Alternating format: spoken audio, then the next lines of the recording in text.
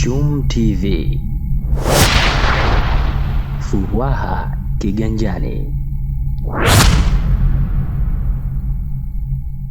Rais wa Zanzibar na mwenyekiti wa Baraza la Mapinduzi Dr. Hussein Ali Mwinyi ameshiriki katika ufungaji wa awamu ya kwanza ya uwekezaji wa hati fungani ya Zanzibar Sukuk, hafla iliyofanyika katika viwanja vya Ikulu.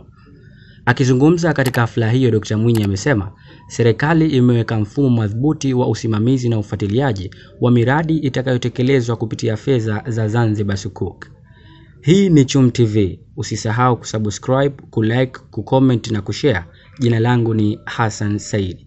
Katika kipindi kifupi kijacho, Zanzibar itaanzisha soko la mitaji la Zanzibar, yani Zanzibar Securities Exchange,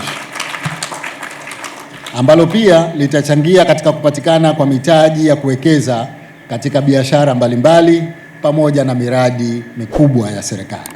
Hii ni hatua muhimu pia katika kufikia lengo la nchi yetu kuwa ni kituo cha fedha, yani financial hub. Napenda kuhakikishia kuwa Serikali ya Mapinduzi ya Zanzibar imejipanga kikamilifu kutekeleza yafuatayo.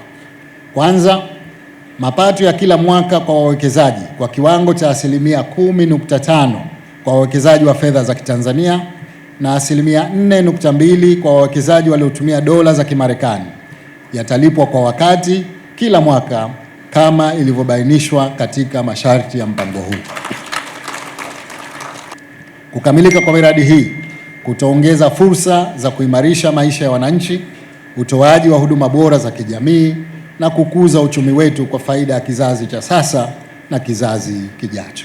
Zaidi ya shilingi bilioni 381 sawa na 128.33 zimewekezwa katika awamu ya kwanza ya Zanzibar Sukuk na kuvuka makadirio ya awali ya shilingi bilioni 300. Katika eneo hili kiwango ambacho tumekukusanya katika uwekezaji ni shilingi bilioni 384,854,855,940 na senti 90.